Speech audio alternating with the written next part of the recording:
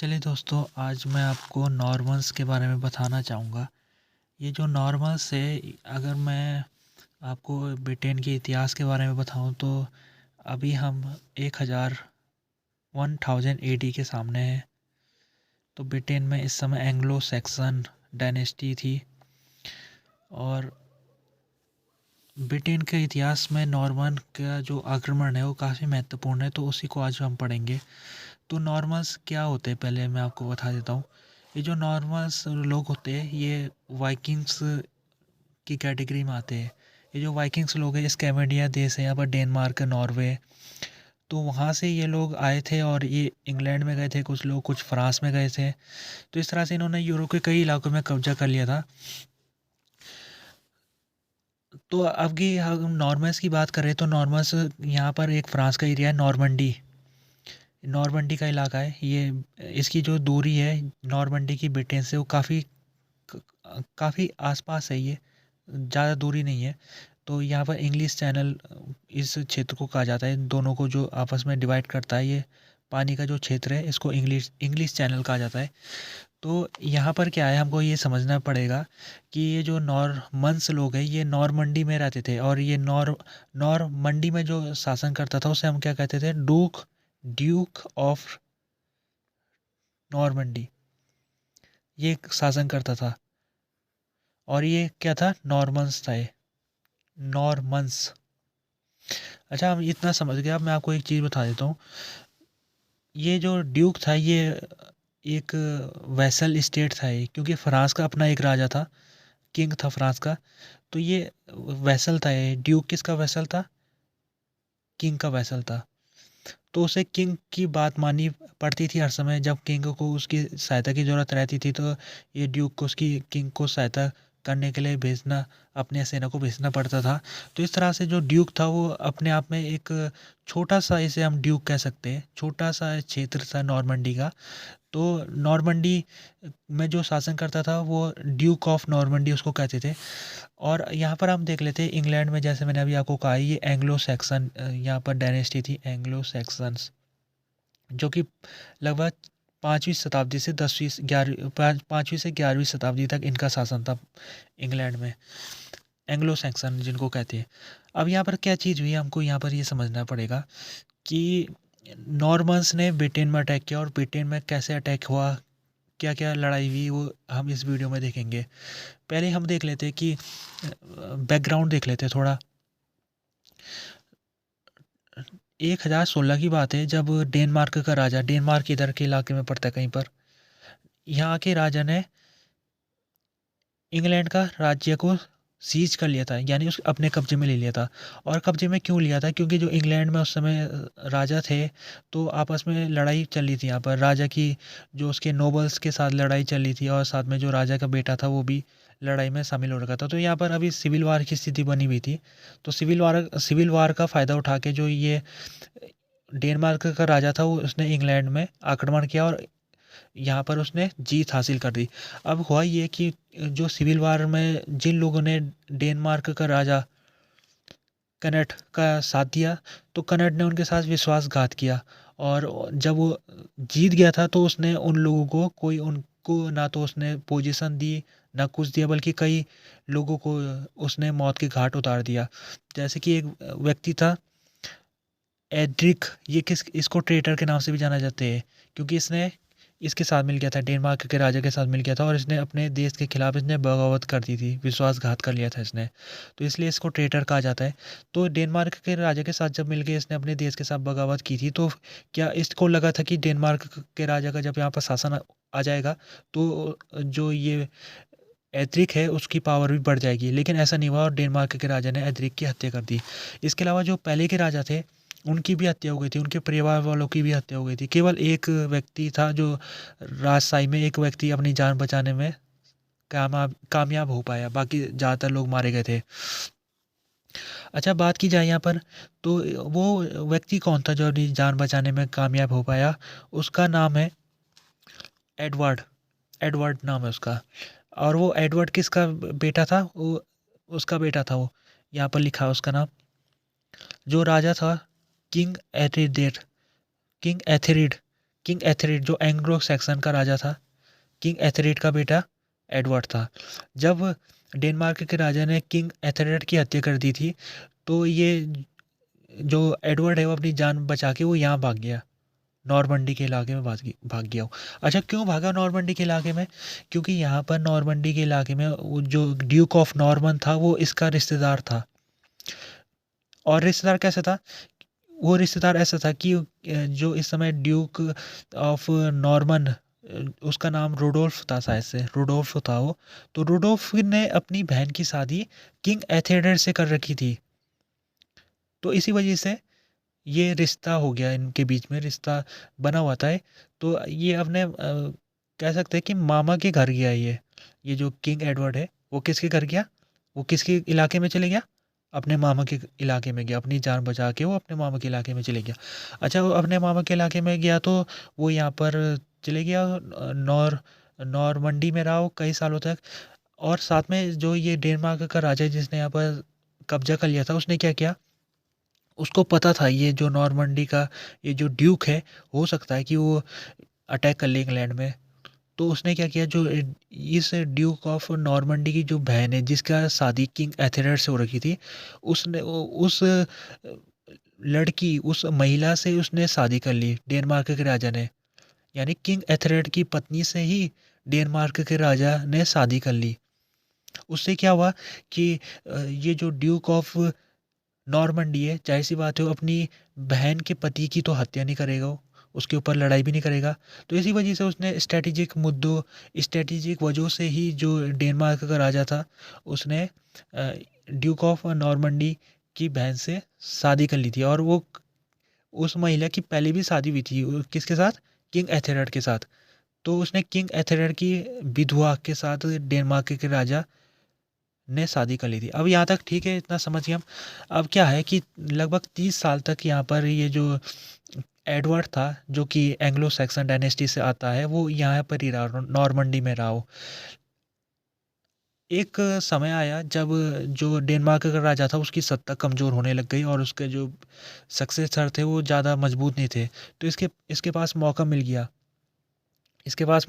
जो ये जो एडवर्ड था, इसके पास मौका मिल गया कि ये दोबारा से अपने जो इसका इलाका है इंग्लैंड का, जहाँ पर इसको इसके इसके जो पिताजी जहाँ पर राजा था एक समय में, तो वहाँ पर ये इसको मौका मिल गया था जाने का और फिर से वहाँ पर अपनी डायनेस्टी को वहाँ पर साबित करने का, काबिज करने का इसको एक मौका मिल गया था। लेकिन एक कुछ दिक्कतें थी और दिक्कतें अभी मैं आपको बताऊंगा। पहले मैं आपको ये बता देता हूँ कि ये यहाँ चले गया और ये इसका यहाँ पर शासन भी हो गया, ये राजा बन गया एडवर्ड। और एडवर्ड राजा बन गया तो उसके बाद अब समस्या क्या है? समस्या ये है कि जब डेनमार्क का राजा जब यहाँ पर 30 साल तक उसने शासन किया था, तो उसने यहाँ पर कई लोगों को उसने चेंज कर लिया था। क्योंकि उस समय क्या था, नोबल्स वाला सिस्टम चलता था। तो राजा, जैसे कि हम समझ सकते हैं कि इंग्लैंड का इलाका है तो यहाँ पर लगभग 40-50 तो नोबल्स ही रहे होंगे। तो उस समय नोबल्स काफ़ी पावरफुल हुआ करते थे, जिनको एल के नाम से भी जाना जाता है, ई ए आर एल के नाम से इनको इंग्लैंड में जाना जाता है नोबल्स लोगों को। जबकि जो फ्रांस में इन लोगों को ड्यूक के नाम से जाना जाता था। तो ये जो नोबल्स थे ये काफ़ी पावरफुल थे। और पावरफुल होने का मतलब ये है कि ये जो नोबल्स थे ये एडवर्ड को स्वीकार नहीं कर रहे थे, एडवर्ड को स्वीकार अपने राजा के रूप में ही नहीं कर रहे थे। तो एडवर्ड ने क्या किया, एक बहुत ही पावरफुल नोबल्स था, उस नोबल्स के घर में उसने शादी कर ली, ताकि जो इस नोबल्स का परिवार इसके साइड में आ जाए। अब मैं आपको बताता हूँ इसने किसके साथ शादी की थी। इसने जो शादी की थी बहुत महत्वपूर्ण है, इसकी जो शादी जिस महिला के साथ हुई थी वो आने वाले समय में बहुत महत्वपूर्ण भूमिका हुई थी, शादी ने निभाई थी। यहाँ पर लिखा है,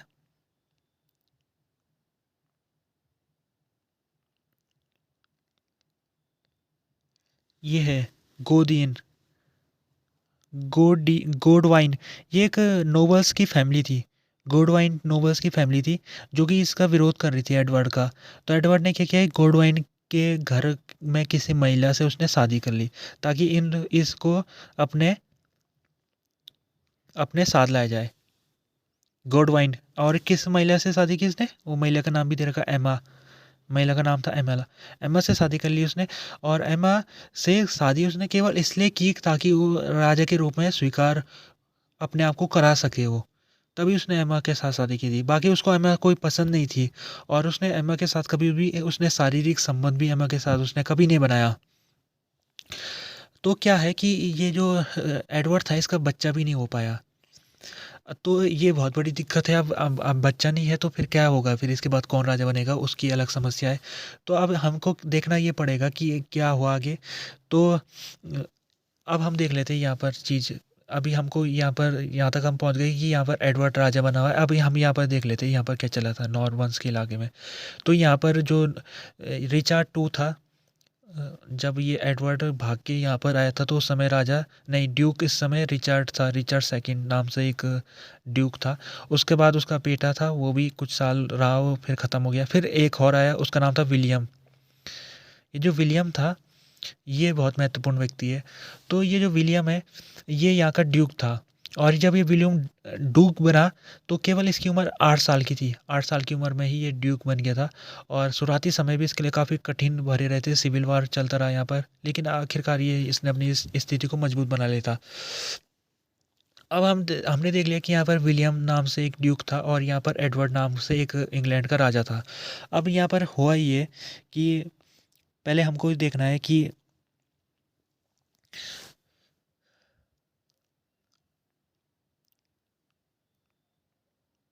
अब इसने इसको लगता था कि जो गॉडवाइंस है, नोबल्स फैमिली गॉडवाइंस, ये इसके लिए खतरा बन सकती है। तो ये गॉडवाइंस को पसंद भी नहीं करता था। तो इसने गॉडवाइंस को भगा दिया यहाँ से। उसने उसको एक मौका मिला, उसने भगा दिया गॉडवाइंस को। तो 1051 सन की बात है जब गॉडवाइन भाग गए थे यहाँ से, इंग्लैंड से। लेकिन वो लौट के भी आ गए। 1052 में वो लौट के भी आ गए दोबारा से। तो ये इसका सक्सेसफुल नहीं रहा ये प्लान, और गॉडवाइन यहाँ पर इनकी जो नोबिलिटी थी वो बनी रही। अच्छा, तो यहाँ पर अभी हम देख लेते हैं, क्योंकि एडवर्ड का कोई बच्चा नहीं हुआ, तो एडवर्ड के बाद राजा कौन बनेगा? अब दो कैंडिडेट है बड़े बड़े जो यहाँ पर थे सामने। एक तो गॉडवाइन। और गॉडवाइन क्यों बनेगा? क्योंकि गॉडवाइन की जो बहन है, गॉडवाइन की बहन के साथ किसने शादी कर रखी है? एडवर्ड ने शादी कर रखी है। तो उस हिसाब से तो गॉडवाइन का यहाँ पर क्लेम बनता है, क्योंकि गॉडवाइन की बहन की शादी एडवर्ड के साथ हो रखी है। और दूसरा क्लेम इसका भी बनना था, विलियम का। विलियम का क्लेम कैसे बन रहा था? विलियम का क्लेम इस तरीके से बन रहा था, क्योंकि पहली चीज़ है कि जब एडवर्ड भाग के यहाँ आया था तो जो विलियम का दादा था उसने उसको शरण दी थी, 30 साल तक अपने यहाँ रखा था। इसके अलावा जो रिचर्ड टू का जो बहन थी, उसकी शादी किसके साथ हो रखी थी? एडवर्ड के पापा के साथ, जिसका नाम किंग एथेरेड था। तो इस हिसाब से भी ये इसका भी क्लेम बन रहा था। तो इन दोनों का क्लेम बना था, गॉडवाइन का क्लेम बना था और विलियम का क्लेम बना था। अच्छा, गॉडवाइन एक फैमिली है, अभी मैंने इसका कोई व्यक्ति का नाम नहीं बताया, मैंने आपको फैमिली के बारे में बता रहा हूँ। गॉडवाइन फैमिली का क्लेम बना था और एक विलियम का। अब आगे क्या हुआ, जब विलियम आया इंग्लैंड में विजिट करने के लिए, ठीक है। और कहा जाता है उस समय कि ये जो एडवर्ड है उसने प्रॉमिस किया था विलियम को कि एडवर्ड की जब मौत हो जाएगी तो उसके बाद ये जो इंग्लैंड का जो राजशाही है वो विलियम के पास चले जाएगी, ये उसने वादा किया था, ऐसा कहा जाता है। अब क्या है कि ये जो गॉडवाइन में एक गॉडवाइन फैमिली में एक बहुत ही महत्वाकांक्षी व्यक्ति आया और उसका नाम था हैरोल्ड। गॉडवाइन फैमिली से था वो, हैरोल्ड। अच्छा, हैरोल्ड यहाँ पर वो गॉडवाइंस का व्यक्ति फैमिली से आने वाला था। और हैरोल्ड ने क्या किया, वो बहुत ही एक महत्वाकांक्षी व्यक्ति था और उसने उसने कहा कि उसके पास चांसेस है राजा बनने के, क्योंकि अभी तक तो एल था, वो EARL यानी नोबल था अभी तक वो। लेकिन वो जो इंग्लैंड का उसका राजा बनना चाहता था वो। तो उसने प्लानिंग करनी शुरू कर दी थी। उसने क्या किया, उसने अपने भाई हैरोल्ड ने अपने भाई को एक एल बना दिया किसी दूसरी जगह में। तो उसने मतलब कई जगहों में वो अपने रिश्तेदारों को वो पोजीशन में बिठाते रहा ताकि अपनी स्थिति को मजबूत बनाया जा सके। उसको लगता था कि वो जब एडवर्ड मर जाएगा तो उसी का नंबर आएगा, हैरोल्ड को ये लगता था। और हैरोल्ड ही राजा बनेगा ऐसा उसको उम्मीद थी। लेकिन स्थिति कुछ और बदलती गई, और बदलती क्या अभी हम देखते हैं उसको। पहली चीज़ है कि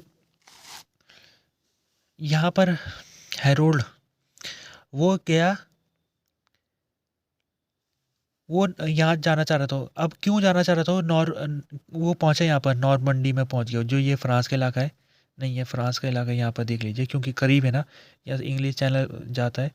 तो ये यहाँ पर नॉर्मंडी है। अच्छा, ये जो हैरोल्ड है यहाँ पहुँचा, वो क्यों पहुँचा, कई इसके चीज़ें बताई जा रही है और वजह बताई जा रही है। पहली वजह ये है, चांसेस ये है कि वो जा रहा था कि उसको एडवर्ड ने आदेश दिया था, जो राजा था किंग एडवर्ड, उसने हैरोल्ड को आदेश दिया था कि वो जाए विलियम के पास जाए और विलियम को कहे कि आपको एडवर्ड के ख़त्म होने के बाद आपको क्राउन मिल सकता है, यानी आपको राजा बनाया जाएगा इंग्लैंड का। तो ये जानकारी देने गया था कौन, हैरोल्ड। हैरोल्ड विलियम को जानकारी देने गया था कि आपको इंग्लैंड का राजा बनाया जाएगा जब एडवर्ड की मौत हो जाएगी।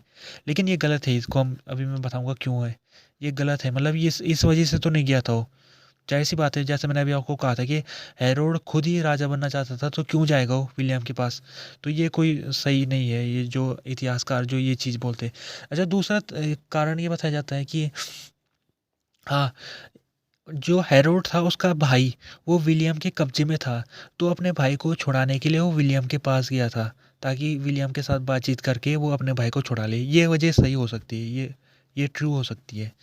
तीसरी वजह ये बताई जा रही है कि वो यहाँ नहीं जाना चाहता था, वो यहाँ नहीं जाना चाहता था, ये नॉर्मंडी का इलाका है, यहाँ नहीं जाना चाहता था वो कहीं और जाना चाहता था, वो फ्रांस के किसी दूसरे इलाके, क्योंकि फ्रांस तो बहुत बड़ा देश है। फ्रांस तो, ये तो मैंने आपको उसका नॉर्थर्न वाला इलाका दिखा रहा हूँ, ये तो मैं उसका नॉर्थर्न वाला इलाका दिखा रहा हूँ। फ्रांस तो काफ़ी बड़ा है, तो हो सकता है कि कहीं और जाना चाह रहा होगा नॉर्मंडी के जगह। वो नॉर्मंडी मैं नहीं जाना चाह रहा था, लेकिन किस्मत से क्या हो गया कि उसकी जो शिप है वो टूट गई रास्ते में, तो उसको नॉर्मंडी में उतरना पड़ा, में ही उसको अपने शिप को ले जाना पड़ा, क्योंकि शिप आगे नहीं जा पा रही थी।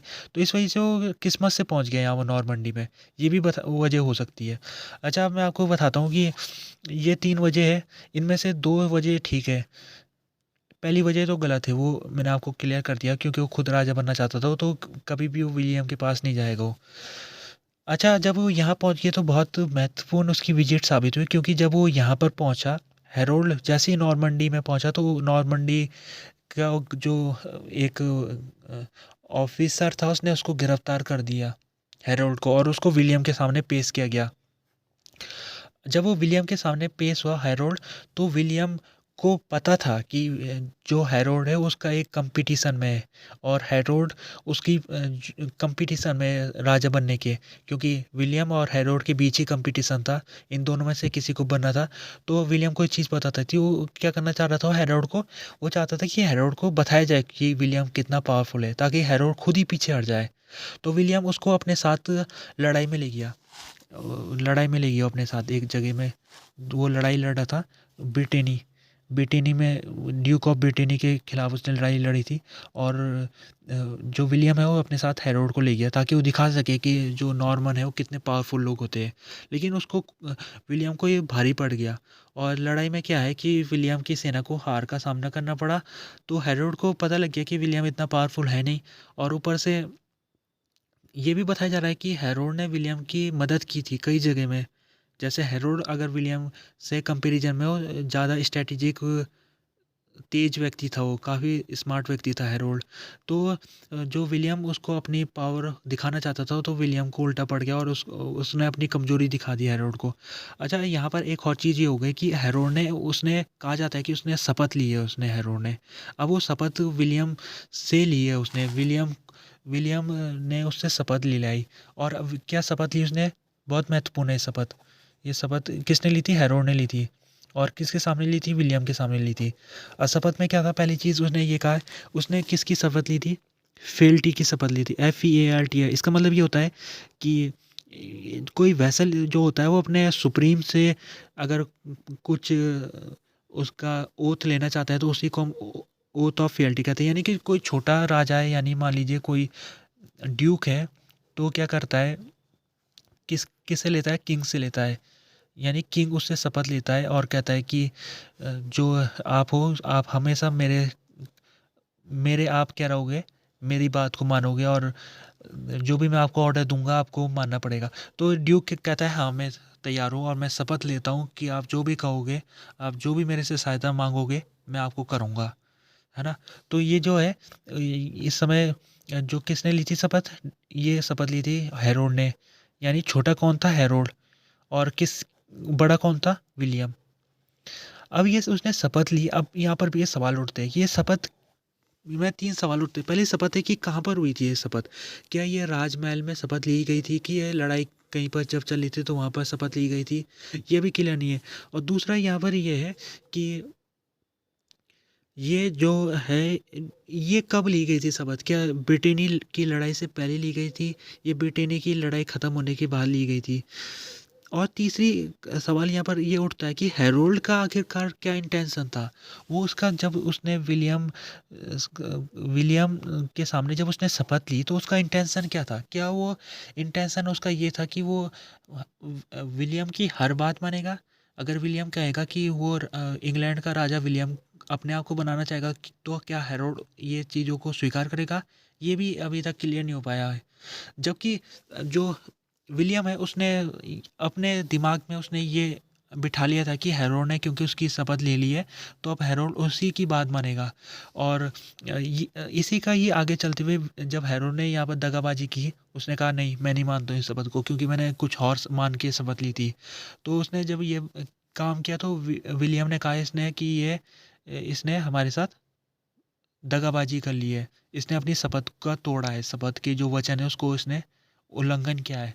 तो ये आने वाले समय में हम देखेंगे कैसे कैसे हुआ है। पहले हम ये देख लेते हैं कि विलियम के सामने इसने शपथ ले ली थी, किसने, हैरोल्ड ने। यहाँ तक क्लियर है, शपथ ले ली थी। और शपथ किसके हिसाब से ली थी उसने, जो एक नोबल्स राजा के सामने लेता है वैसे ही उसने हैरोल्ड ने विलियम के सामने ली थी। अब हमको देखना ये है कि हमको विलियम यहाँ पर मजबूत था, नो डाउट वो मजबूत था, लेकिन वो राजा नहीं था विलियम। विलियम एक ड्यूक था। विलियम क्या था, एक ड्यूक था। ये ड्यूक था। फ्रांस एक बहुत बड़ा देश है, फ्रांस तो बहुत बड़ा देश है, उसका एक छोटा सा ड्यूक था ये विलियम। अच्छा, अब विलियम के भी अपने दुश्मन थे क्योंकि फ्रांस में बहुत सारे ड्यूक थे तो उसके भी अपने दुश्मन थे और उनके साथ वो लड़ाई करता था। तो उसकी अपनी भी इंटरनल समस्या थी विलियम की। अगर हम बात की जाए जब ये हैरोल्ड विलियम के दरबार से जब वो वापस इंग्लैंड में आया तो ये एडवर्ड के पास गया और एडवर्ड ने इसको डांट लगाई। एडवर्ड ने इसको डांट लगाई हैरोल्ड को और कहा कि तुम विलियम के पास उसके दरबार में गए, तुम्हें पता है उसकी कीमत क्या होगी, हमारे जो साम्राज्य है उसके लिए ये नुकसानदायक हो सकता है। ये डांट लगाई उन्होंने हैरोल्ड को। तभी मैं आपको कह रहा हूँ कि जो पहला वाला ऑप्शन है वो गलत है। और पहला वाला क्या था, जो यहाँ पर हैरोल्ड क्यों गया था, क्यों गया था विलियम के दरबार में, क्योंकि उसको एडवर्ड ने भेजा था। जबकि एडवर्ड ने खुद उसको डांट लगाई हेरोड को, तो जाहिर सी बात है वो एडवर्ड तो जब वो खुद भेजेगा तो क्यों लगाएगा वापस लौटने में, हेरोड को डांट क्यों लगाएगा। तो यही मैं कह रहा हूँ कि ये जो हेरोड ने जो ये एडवर्ड है उसने हेरोड को नहीं भेजा था विलियम के पास। अच्छा, यहाँ तक क्लियर है कि इसको डांट लग गई थी और डांट हेरोड को लगी थी डांट, और किसने लगाई थी डांट, एडवर्ड ने लगाई थी। अब हुआ ये कि जो ये विलियम था वो अपनी इंटरनल सिचुएशन को कंट्रोल करते रहा। उसने अपनी कंसोलिडेशन कर दिया, उसने जो उसके आसपास के ड्यूक थे उनके क्षेत्रों में कब्जा करना शुरू कर दिया। और एक एक अगर मैं आपको एक केस बताऊं तो एक केस में उसने जब कब्जे में लिया एक ड्यूक का जो क्षेत्र है वो कैसे लिया उसने कब्जे में, उसने बहाना बनाया विलियम ने और कहा कि क्योंकि जो विलियम की जो बहन थी, इसकी बेटी थी, एक क्लियर नहीं है, तो विलियम की बहन मान लेते चलिए हम। विलियम की जो बहन है उसका जो पति था उसकी संतान नहीं हुई, यानी कि बहन की भी संतान नहीं हुई।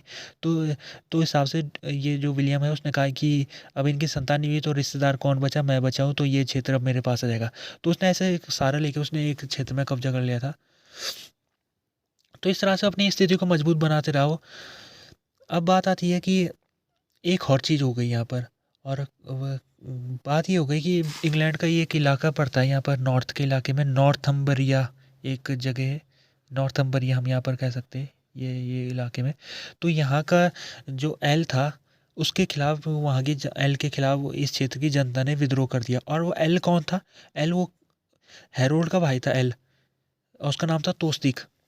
तोस्तिक यहाँ का एल था, ये एल था और इसके खिलाफ बगावत कर दी थी। तोस्तिक के खिलाफ जनता ने बगावत कर ली थी और तोस्तिक ने क्या किया, अपने भाई से उसने मदद मांगी थी कि मेरे को मेरी जो स्थिति है उसको सुरक्षित करिए आप। लेकिन उसके भाई ने उसकी हेल्प नहीं करी और ना ही राजा जो एडवर्ड था, ना ही एडवर्ड ने उसकी मदद की। अब क्या हुआ कि हैरोल्ड ने इसका फ़ायदा उठाया, उसको लगा कि मैं कुछ कर सकता हूँ यहाँ पर, और उसने क्या किया, उसने इसके अपने भाई के खिलाफ, तोस्तिक के खिलाफ उसने एक षड्यंत्र रचा उसने।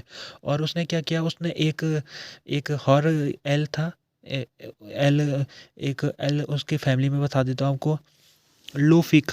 ये लोफिक फैमिली है ये। लोफिक फैमिली के साथ हाथ मिला दिया किसने, हैरोल्ड ने। और उसने टोस्टिक के साथ उसने डबल गेम खेल लिया, उसने टोस्टिक को हटा दिया यहाँ से और किसको बैठा दिया इस जगह में, लियोफिक को, लियोफिलिक फैमिली को बिठा दिया उसने। अब ये क्या हो गया, तोस्तिक ने ये भाग गया यहाँ से और उसने उसने बदला लेने की सोच थी। उसने कहा मैं बदला लूँगा, जो मेरे साथ बगावत हुई है, मेरे साथ डबल गेम जो हैरोल्ड ने खेला है, मैं इसका बदला लूँगा। और वो विदेशी ताकतों के साथ वो साजिश करने लग गया कि किस प्रकार से ये जो क्षेत्र है इसको दोबारा से कब्जे में लिया जाए। अच्छा, ये हो रहा था तो अभी क्या है कि अच्छा हाँ, मैं आपको एक चीज़ बताता हूँ, ये लियो फ्लिक जो है, ये जो लियो फ्लिक फैमिली है, इसका जो संबंध था वो उनके साथ बड़ा ख़राब चल रहा था। किसके साथ, हेरोड की जो फैमिली थी, गॉडविंस, गॉडविंस के साथ लियो फ्लिक की बहुत पहले से लंबी सी एक राइवलरी चली थी। लेकिन जब ये हेरोड ने इनकी मदद की, लियो फ्लिक की, तो लियो फ्लिक ने वचन दे दिया हेरोड को कि जब अगर हेरोड आने वाले समय में इंग्लैंड का राजा बनता है तो लियो फिलिक उसको समर्थन करेंगे, उस हेरोड का। तो ये इनके साथ समझौता हुआ था, तभी लियो फिलिक को इस जगह में वहाँ का एल बनाया गया। अच्छा, यहाँ तक क्लियर है। अब आगे हमको ये बहुत महत्वपूर्ण, अब आगे का पोजीशन हम देखेंगे क्या क्या हुई है। जो ये था टोस्टिक, उसने बगावत लेने, उसने बदला लेने की सोच ली थी और उसने क्या किया, उसने उसने किसके साथ हाथ मिलाया, उसने नॉर्वे का इलाका, यहाँ पर कहीं पर नॉर्वे इधर की तरफ पड़ता है, नॉर्वे का जो राजा था उसके साथ उसने हाथ मिलाया। उसने उसने नॉर्वे के राजा के साथ मिलके यहाँ पर इस इलाके को के ऊपर हमला करने की उसने प्लानिंग बना ली। अब आता है ये वाला साल जो बहुत महत्वपूर्ण है, 1066। 1066 में जो एडवर्ड है उसकी मौत हो जाती है। एडवर्ड द कन्फेसर जो राजा था लंबे समय से, इसकी संतान नहीं हुई और इसकी मौत हो जाती है, बिना संतान से इसकी मौत हो जाती है। अब आती है मेन सिचुएशन, क्या क्या होगा, कौन राजा बनेगा, और सब चीज़ क्लियर अब हो जाएगी। तो पहली चीज़ है कि हैरोल्ड इस समय सबसे ज़्यादा उसकी जो, अगर आप पोजीशन के हिसाब से देखें, उसकी जो स्ट्रेंथ के हिसाब से उसकी देखें, तो हैरोल्ड इस समय सबसे ज़्यादा पावरफुल था। उसने उसने जो उसकी राइवलरी फैमिली थी लियोफ्लिक, उसको भी अपने वश में कर लिया था। तो इंटरनल देखा जाए तो जो ये हैरोल्ड था उसकी सिचुएशन काफ़ी मजबूत थी। तो हैरोल्ड को राजा बना दिया गया। और हाँ, एक चीज़ और है कि जब ये मृत्युशैया में था एडवर्ड, तो इसने खुद कहा कि हैरोल्ड को राजा उसने खुद बनाया, एडवर्ड ने। उस जब वो मरने वाली स्थिति में था तो उसने, एडवर्ड ने ही हेरोड को राजा बनाया था, ऑफर किया था हेरोड को राजशाही। अच्छा, यहाँ पर है तो हेरोड को ठीक है, उसको राजा बना दिया गया, उसको ताज पहना दिया गया। अब यहाँ पर एक चीज़ हमको यहाँ पर देखनी पड़ेगी कि जब उसको ताज पहनाया जा रहा था तो एक एक पेंटिंग है, उसको हम कहते हैं बेयुक्स, बेयुक्स टेपेस्ट्री। अभी मैं आपको बताऊंगा बेयुक्स टेपेस्ट्री क्या है। लेकिन इस पेंटिंग में दिख रहा है कि जब इसको मुकुट पहनाया जा रहा है हेरोड को, तो इसको जो मुकुट पहना रहे, जो आर्क बिशप जो इसको मुकुट पहना रहे हैं, वो क्या कर रहे हैं, वो आसमान की तरफ देख रहे हैं और आसमान में उनको हेलिकॉमेट दिख रहा है, हेलिकॉमेट, हेलिकॉमेट दिख रहा है। इसका मतलब उनको संकट दिख रहा है, ये जो राजा बन रहा है नया, उसके ऊपर संकट दिख रहा है। और हैरोल्ड भी, जब उसको पता लग रहा है कि उसके ऊपर संकट आने वाला है, तो उसको भी पसीना आ रहा है। तो इस पेंटिंग में कुछ ऐसा दिख रहा है। अच्छा, ये तो उसके ऊपर संकट किससे आएगा, संकट किससे आएगा, हैरोल्ड के ऊपर दो संकट है। एक उसका भाई टोस्टिक, जो टोस्टिक जो बदला लेने के लिए आने वाला है, और दूसरा कौन, ये जो विलियम है, विलियम नॉर्मन्स का ड्यूक। ये दो तरीके से, दो तरफ से हेरोड को यहाँ पर, उसको आने वाले समय में इन दोनों से खतरा हो सकता है। अब पहले उसको यहाँ पर हम देख लेते हैं। अभी यहाँ पर सेना कैसे होती थी पहले। पहले सेना का सिस्टम क्या था, पहले यहाँ पर स्टैंडिंग आर्मी नहीं होती थी यूरोप में कहीं पर। तो क्या होता था, जो खेती बाड़ी करने वाले जो किसान होते थे, वो तो उनकी सेना बनाई जाती थी। यानी कि जब वो उनकी जो फसल का समय जब आता था, जब उनको फसल काटनी पड़ती थी, तो खेतों में चले जाते थे वो। जब उनका फ्री टाइम होता था तो सेना में भर्ती हो जाते थे वो। तो क्या है कि इन दोनों को पता था कि जब अभी खेती बाड़ी का समय नहीं है तो अभी अटैक करना ठीक नहीं होगा, क्योंकि जो हेरोल्ड है वो अपने किसानों को लेके वो सेना में उनको भर्ती करके फटाफट वो किसी को भी हरा सकता है। तो तोस्तिक ने भी और विलियम ने भी, दोनों ने वक्त का इंतज़ार किया। और जब खेती का समय आ गया था तो तोस्तिक ने जो नॉर्वे का राजा था उसके साथ मिलके इस इलाके में उसने अटैक कर दिया यहाँ पर। ठीक है, अटैक किया। तो क्योंकि यहाँ पर अब सिपाही नहीं मिल पा रहे थे, जो किसान थे वो तो खेती करने चले गए। तो कुछ थोड़े बहुत जो सिपाही थे उनको लेके जो यहाँ का एल था, उसने क्या किया, एल जो ये लियोफ्लिक एल था, उसने सेना यहाँ पर लगा दी डिफेंस करने के लिए, लेकिन वो हार गया लड़ाई को। और तोस्तिक और नॉर्वे का जो राजा था उसने इस इलाके में कब्जा कर लिया था। लेकिन जब ये बात इसको पता चली हेरोड को जब ये बात पता चली तो हेरोड तुरंत खुद अपनी सेना को खुद लेके वो यहाँ पर इनका सामना करने चले गया। अपने सेना को लेके यहाँ पर सामना करने चले गया और लड़ाई शुरू हो गई। उसकी लड़ाई कहाँ पर हुई, वो स्टैमफोर्ड ब्रिज में हुई लड़ाई, वो स्टैमफोर्ड ब्रिज में हुई। अब यहाँ पर एक चीज़ बात ये देखनी है कि स्टैमफोर्ड ब्रिज में जो लड़ाई हुई वो ब्रिज लड़ाई इसको कैसे इसलिए कहते हैं, क्योंकि ये जो ब्रिज का इलाके में मान लीजिए कोई नदी है, तो नदी में क्या है कि एक तरफ ये हेरोड की सेना है और इधर किसकी सेना है, इसके नॉर्वे और तुस्तिक की सेना है यहाँ पर, दोनों की। अच्छा, अब ये है कि ये जो ब्रिज है यहाँ पर, क्योंकि इस सेना को तो इसके अंदर घुसना है ना, इसको किसके अंदर घुसना है, इंग्लैंड में अगर इसको आक्रमण करना है तो इसको तो अंदर की तरफ जाना पड़ेगा। तो इसने क्या किया, कुछ सेना तो इसने इधर भेज दी, मान लीजिए इधर भेज दी उसने, पुल को पार कर दी कुछ सेना, लेकिन कुछ सेना भी यहाँ पर रही थी, कुछ सेना अभी भी ब्रिज से पीछे थी। तो एक माना जाता है, एक कहानी है कि एक सोल्जर था, बहुत ही साहसिक सोल्जर था, उसने ये पुल को बचाए रखा। ये लकड़ी का पुल था और इसको टूटने से बचाए रखा ताकि जो नॉर्वे के जो सिपाही है वो यहाँ पहुँच सके, ब्रिज को क्रॉस कर सके। तो उसने इतने बहादुरी के साथ इस पुल को बचाए रखा कि लंबे समय तक उसने इस पुल को बचाए रखा। और कहते हैं कि 40 लोगों की इसने हत्या कर ली थी, लेकिन उसने अपने पुल को बचाए रखा। कुछ भी किया इसने, लेकिन पुल को बचाए रखा इसने। और आखिरकार एक इंग्लिश मैन, जो इसका हेरोड की सेना का एक सिपाही, उसने छुप के पुल के नीचे से गुजर के उसने जो ये साहसिक सिपाही था उसकी हत्या कर दी छुप के। यानी उसने जैसे ये पुल है, मान लीजिए ये पुल है, तो उसने नीचे पुल के रास्ते से गया, वो पुल के नीचे नीचे गया और एकदम से उसने ऐसे ऊपर की तरफ कर दिया, जो उसका भाला था उसको ऊपर की तरफ उसने, जहाँ पर वो साहसिक सिपाही था उसके ऊपर घुपा दिया उस भाले को। अच्छा, तो ये साहसिक सिपाही की जब मौत हो गई तो ये पूरी लड़ाई का यहीं पर ही इसका रिजल्ट आ गया। और ये जो नॉर्वे का राजा और टोस्टिक, ये हार गए। और हारे क्यों ये, क्योंकि इनकी आधी जो सेना थी वो पीछे ही रह गई। और पुल टूटने के बाद अब वो क्रॉस नहीं कर सकती थी क्योंकि नीचे से नदी बह रही थी। तो इस वजह से ये दोनों हार गए और ये लड़ाई में हेरोड को जीत हासिल हुई। अच्छा, अभी क्या कर रहा था, ये विलियम भी इंतजार कर रहा था। अब विलियम की बारी थी, अब विलियम अपनी किस्मत आजमाना चाह रहा था। तो विलियम ने बहुत प्लानिंग की, उसने बहुत प्लानिंग करके ही उसने अटैक किया। पहली प्लानिंग तो उसने ये की थी कि वो अटैक तभी करेगा जब जो किसान है वो फसल करने के लिए खेतों में काम कर रहे होंगे। ठीक है, एक प्लानिंग तो ये तो उसने भी की थी, टोस्टिक ने भी की थी प्लानिंग। लेकिन जो विलियम है उसने दूसरी प्लानिंग ये की थी कि जो उसके दूसरे ड्यूक थे इस इलाके के, उनको उसने पूरा अपने कब्जे में ले लिया, उस उन लोगों को। और कब्जे में लेने का मतलब ये है कि उनको समझाया कि वो ये जो आक्रमण करने जा रहा है वो एक सही आक्रमण है, क्योंकि उसका रिलेशन है ना यहाँ पर, उसका जो ब्लड संबंध है यहाँ पर से, तो उसका यहाँ पर हक है। जो विलियम है उसने अपने सामने वाले ड्यूको को कहा कि ये मेरा हक है, यहाँ पर मैं राजा बनने का मेरा हक है। तो उस समझाने पाने में वो कामयाब हो गया। तो यानी कि उसने इंटरनल जो सिचुएशन है उसको कंट्रोल में कर लिया था। अब यहाँ पर हमको ये देखना है कि जो विलियम है, उसने तीसरी चीज़ उसने ये की, हवा का इंतज़ार किया, क्योंकि उसकी ये जो इलाका है ये इंग्लिश चैनल का इलाका, बीच का इलाका इंग्लिश चैनल का है, इंग्लिश चैनल का इलाका है बीच का। ये जो इलाका है ये इंग्लिश चैनल का इलाका है, ये पानी से भरा है।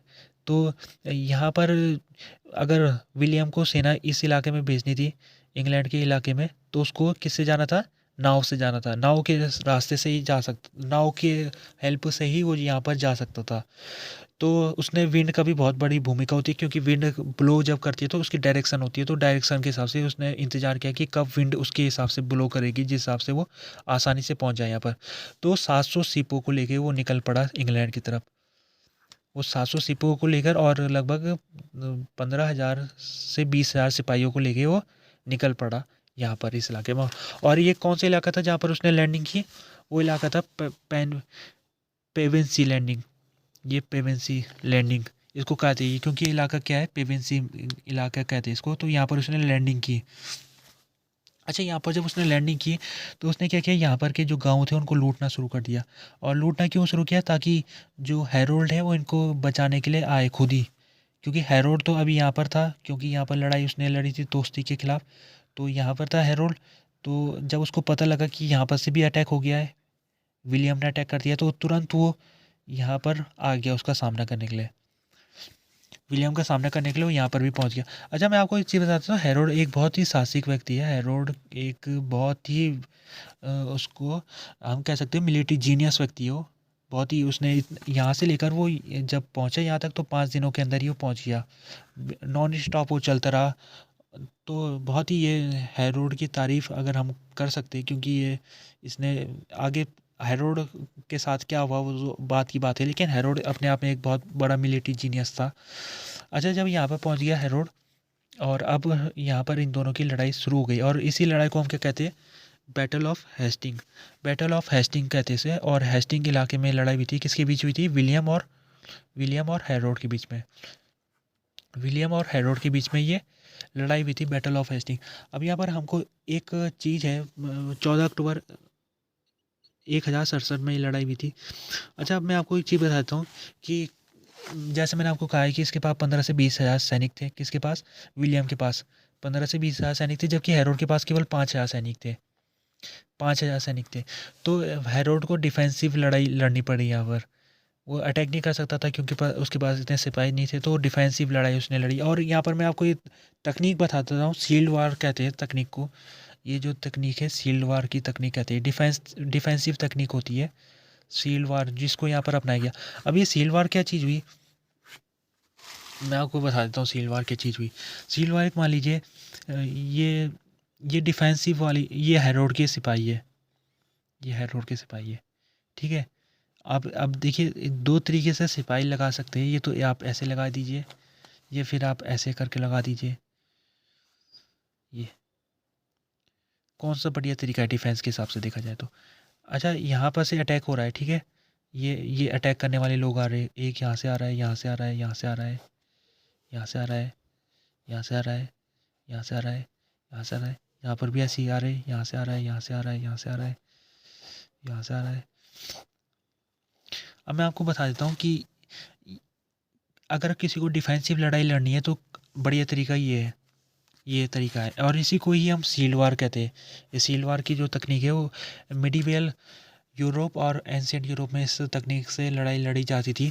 तो होता ये था, जो सिपाही है वो एक लाइन में खड़े हो जाते थे। जैसे एक सिपाही है यहाँ पर, उसके पीछे एक सिपाही खड़ा हो जाता था, फिर उसके पीछे एक सिपाही, एक सिपाही, एक सिपाही, एक सिपाही, ये शील्ड पकड़ के खड़े हो जाते थे, ताकि जो अटैक होगा ना, वो अटैक किसमें होगा? ये पीछे वाले को बचा देगा। ये अपना, ये इसको तो होगा नुकसान, इसकी मौत हो जाएगी, लेकिन ये क्या करेगा? पीछे वाले की जान बचा देगा। ये जो सारा हमला है अपने ऊपर ले गए। जबकि इसमें क्या होता है कि इसमें ये सब एक ही लाइन में खड़े हो रखे, तो इन सब में नुकसान हो जाएगा इनको, और सबकी मौत हो जाएगी। तो ये इसी को हम ये वाले तरीकों को सीलवा कहते हैं। तो इंग्लैंड की जो सेना है, यानी हेरोड की जो सेना है, उसने किस तरीके को अपनाया था? उसने यह तरीका अपनाया था जिसको सील्ड वार कहते हैं। और इसका फ़ायदा भी हुआ था उसको, और ऐसा लग रहा था कि ये जो लड़ाई है इसमें हेरोड जीत जाएगा। लेकिन और एक चीज़ मैं और बता देता हूँ कि एक अफ़वाह भी फैली थी। अफ़वाह ये फैली कि विलियम की मौत हो गई है, ये अफ़वाह फैल गई थी। और जब ये नॉर्मन सेना को जब ये बात पता लगी तो भागने लग गई वो लड़ाई से। और क्या हुआ था, वो विलियम उन सेना के सामने खुद आया खड़ा होके और कहा कि मेरी मौत नहीं हुई है, मैं ज़िंदा हूँ और मैं लड़ाई जीत के रहूँगा।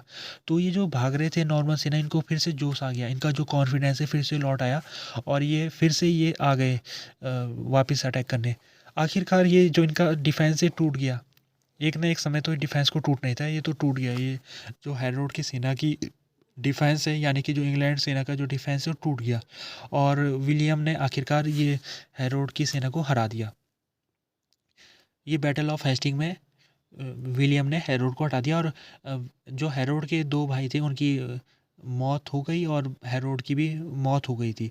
और उसकी बॉडी को, हैरोल्ड की बॉडी को डिसमेंबर कर दिया गया था, उसको मतलब काट फाट के उसकी बॉडी को कर दिया गया था। अच्छा, तो हैरोल्ड का खात्मा हो गया था, हैरोल्ड की मौत हो गई थी इस लड़ाई में। अब क्या है, अभी भी ये लड़ाई पूरी तरीके से, ये जो विलियम के लिए रास्ता क्लियर नहीं हुआ था। और उसकी वजह ये है कि क्योंकि इंग्लैंड और दूसरे यूरोप के देशों में क्या था, नोबिलिटी का सिस्टम था उस समय, नोबिलिटी का ज़माना था। तो राजा इतना, उसके पास सब कुछ नहीं था, वो सबसे बड़ा था लेकिन उसके पास सब कुछ नहीं था।